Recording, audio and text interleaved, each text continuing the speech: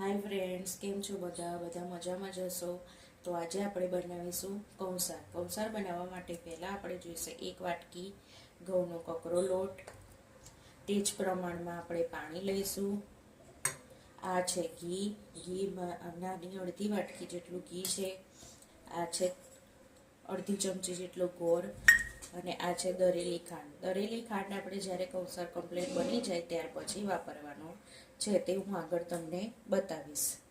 સૌપ્રથમ આપણે ગેસ ચાલુ કરીશું અને તેની અંદર આ વાટકી પાણી છે તે આપણે નાખીશું। એ વાટકી પાણી નાખ્યા પછી આ જે ગોળ છે તે એની અંદર આપણે નાખી દઈશું। ગોળ નાખ્યા પછી આને આપણે ઢાંકી દઈશું। પાણી થોડું ઉકળે અને ગોળ પણ ઓગળી જશે। ત્યારબાદ આપણે આ વાટકો લીધો છે એની અંદર આપણે લઈશું થોડુંક આ જે ઘઉંનો કકરો લોટ છે એ લઈશું।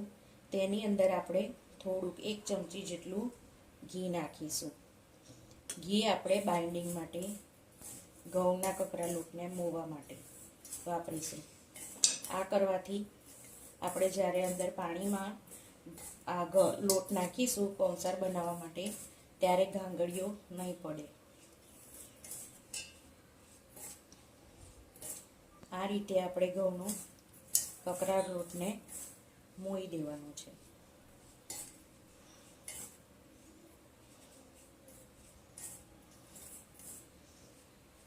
જો આ રીતે લોટ મોવાઈ ગયો છે અને આ બાજુ આપણું પાણી પણ ઉકળે છે। આ જો થોડીક વાર ઉકળવા દઈશું પાણીને।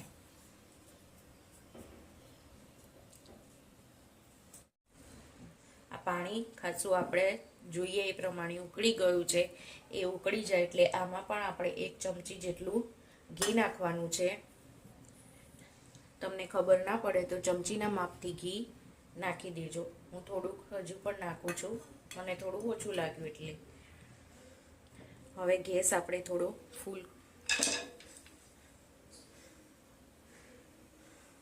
આ વેલણ છે આપણે કૌંસાર વેલણના માપથી વેલણથી હલાવીશું। વેલણથી હલાવવાથી સારો એવો મિક્સ થશે।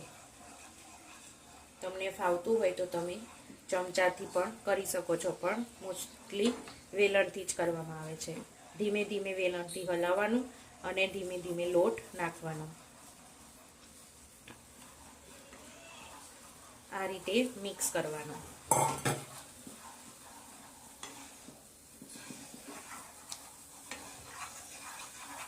કૌંસારને આ રીતે જ્યાં સુધી કમ્પ્લીટલી મિક્સ ના થાય ત્યાં સુધી હલાવી જવાનું।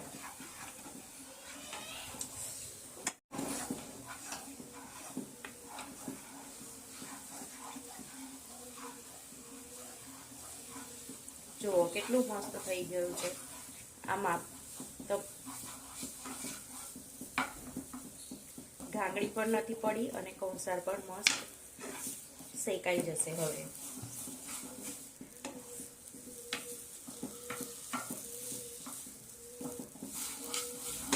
આ રીતે મિક્સ કરવાનો।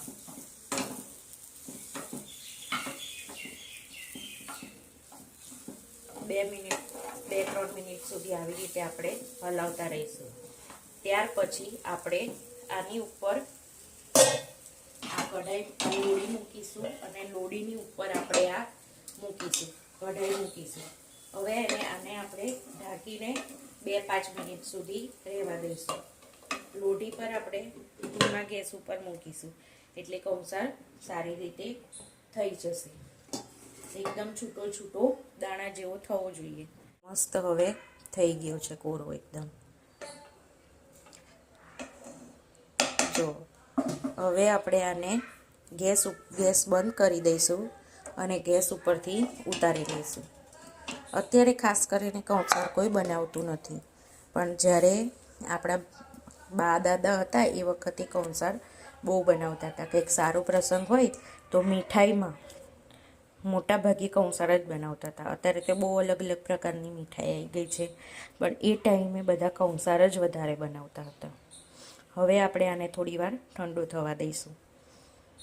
જુઓ આ કૌંસાર હવે મસ્ત ઠંડો થઈ ગયો છે. ઠંડો થઈ ગયા પછી આ ગ્લાસ છે, ગ્લાસની મદદથી આપણે આવી રીતે એને ભાગી નાખીશું.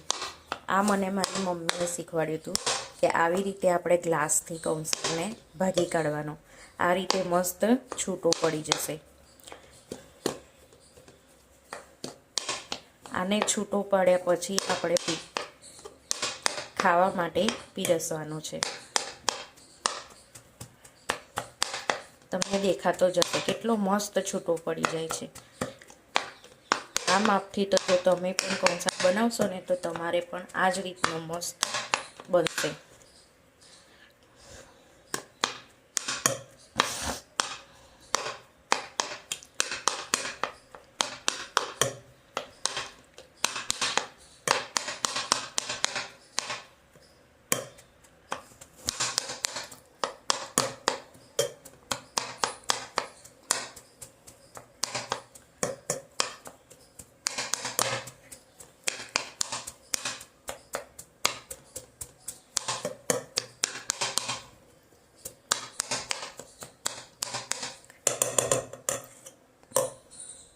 જો મારે 1 જ મિનિટ લાગી છે. 1 મિનિટમાં તો એટલો મસ્ત કૌંસર છૂટો પડી ગયો છે. આપણે આ રીતનો જ કૌંસર જોઈતો હતો.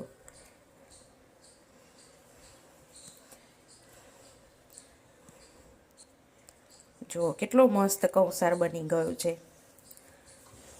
તમને દેખાય છે ને? જુઓ. હવે આપણે આને એક ડીશમાં કાઢી લઈશું.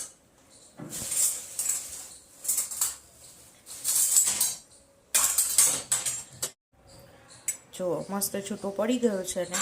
આને હવે આપણે એક ડીશમાં સર્વ કરવા માટે કાઢી લઈશું.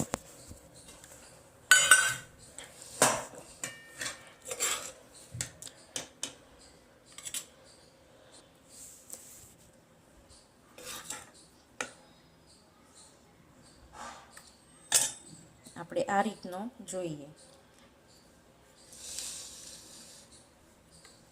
આની અંદર આપણે સૌપ્રથમ જે ઘી વાટકીમાં હતું થોડું એ નાખીશું. આપણે જેટલું પ્રમાણમાં જોઈતું હોય એટલા પ્રમાણમાં નાખવાનું. મેં 1 થી 2 ચમચી જેટલું આમાં નાખ્યું છે. એ પછી તમને જેટલું પણ ગળ્યું જોઈતું હોય એ પ્રમાણમાં ખાંડ નાખીશું.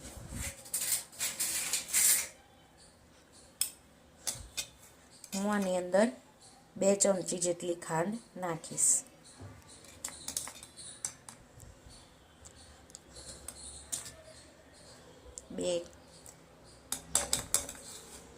બે ચમચી જેટલી ખાંડ આમાં મેં નાખી દીધી છે. આ છે આપણો કૌંસર તૈયાર. તમે પણ ટ્રાય કરજો. મારો વિડીયો તમને ગમે તો લાઈક, શેર એન્ડ સબસ્ક્રાઈબ કરજો.